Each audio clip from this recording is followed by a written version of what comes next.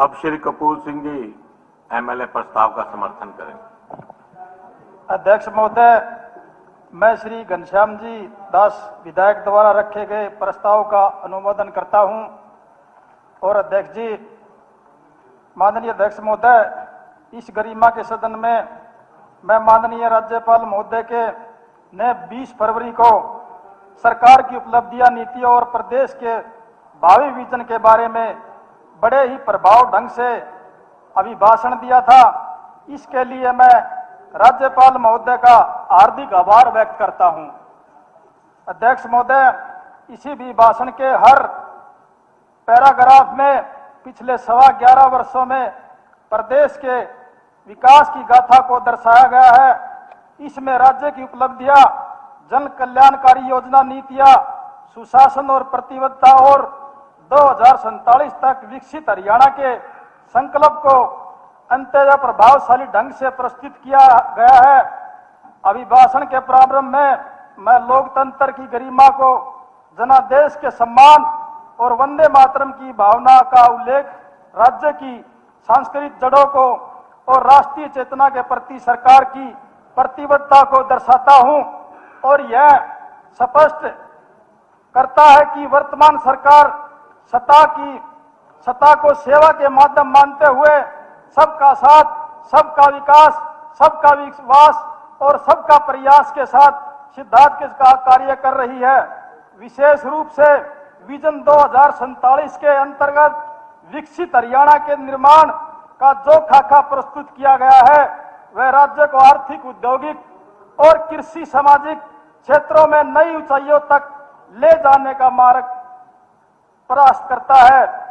Triple engine की सरकार द्वारा विकास, सुरक्षित और समृद्धि कृषि व्यवस्थाएं, आधुनिक औद्योगिकरण, गुणवत्तापूर्ण शिक्षा तथा रोजगार सृजन जैसे संकल्प इस बात का प्रमाण है कि सरकार भविष्य में चुनौतियों को ध्यान में रखते हुए योजनाबद्ध तरीके से अपने ढंग से आगे बढ़ रही है। आदरणीय सामाजिक सुरक्षा के क्षेत्र में पेंशन योजना का विस्तार, महिलाओं के आर्थिक सशक्तिकरण के लिए लाडो लक्ष्मी योजना, सवे समाज समूह योजना और क्रियान्वयन यह दर्शाता है कि सरकार समाज के अंतिम पायदान के पर खड़े व्यक्ति तक योजना पहुंचाने का विश्वास रखती है। क्योंकि हमारी सरकार का ये लक्ष्य था कि अंत्योदय का नारा, अंतिम छोर तक का जो गरीब से गरीब व्यक्ति खड़ा है उसका भी विकास करना। और कृषि क्षेत्र में फसल विविधीकरण, प्रकृति खेती को बढ़ावा पर ट्रांसमोर ग्राफ जैसी जल संचय योजना तथा किसानों को समय पर मुआवजा और बीमा दाव का भुगतान करना, ये सभी पहले राज्य को कृषि के क्षेत्र में अग्रणी बनाए रखने के दिशा में महत्वपूर्ण कदम है। अध्यक्ष महोदय, यह भी भाषण स्पष्ट करता है कि किसान की आय बढ़ाने और जोखिम कम करने के लिए सरकार बहुआयामी रणनीति पर कार्य कर रही है। अध्यक्ष महोदय, महिला सशक्तिकरण के लिखे संदर्भ में राज्य में उनकी बढ़ती भागीदारी, स्वयं सहायता समूह की आर्थिक उन्नति और सुरक्षा के उठाए गए ठोस कदम को सराहनीय है। महिलाओं के लिए हेल्प डेस्क, फास्ट ट्रैक न्याय व्यवस्था और प्रशिक्षण कार्यक्रम समाज में समानता और सम्मान की दिशा में यह परिवर्तन का संकेत देते हैं। युवा हमारे देश की रीढ़ की हड्डी है। युवाओं को शक्ति को राष्ट्रीय निर्माण का आधार मानते हुए कौशल विकास, रोजगार योजना सृजन जैसे और पारदर्शिता भर्ती का जो उल्लेख विशेष प्रशंसा के योग्य है।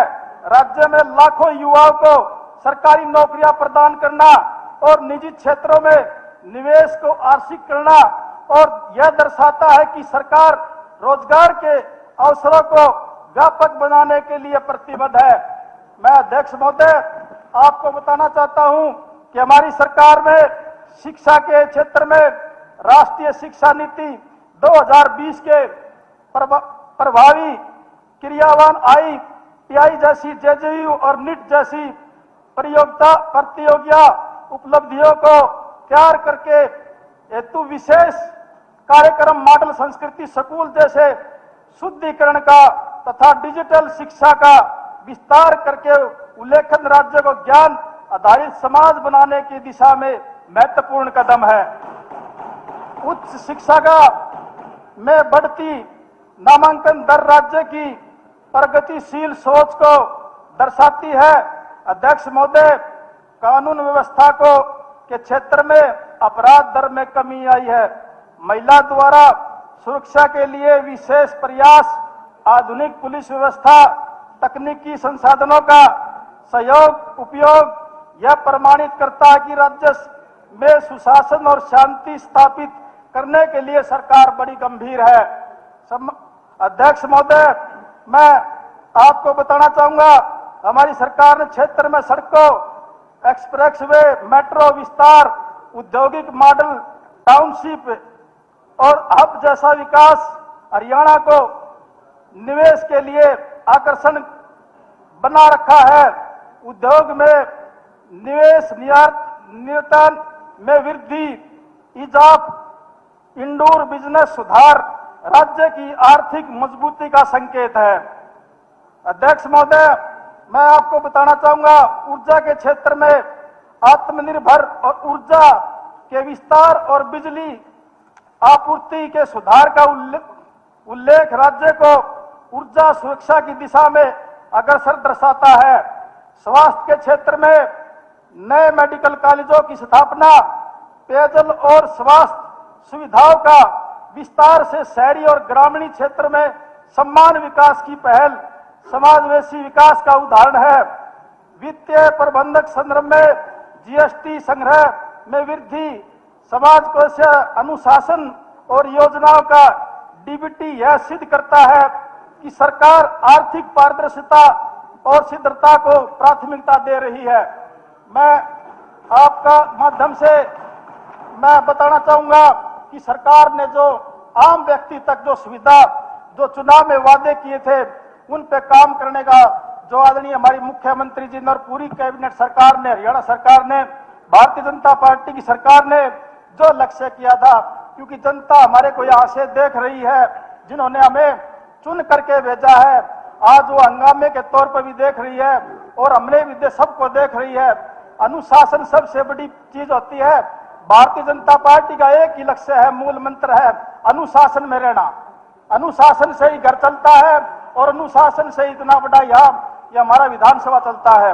तो मैं अंत में अभिभाषण केवल उपलब्धियों का विवरण नहीं है, बल्कि विकसित, सुरक्षित, समृद्धि और आत्मनिर्भर हरियाणा का एक संकल्प पत्र है।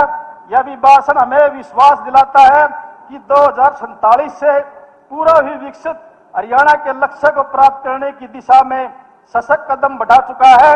मैं पुनः राज्यपाल महोदय के इस व्यापक, परिणामवादी और दूरदर्शी अभिभाषण का प्रशंसा करता हूं और विश्वास व्यक्त करता हूं कि यह सदन राज्य की प्रगति के लिए एकजुट होकर के कार्य करेगा।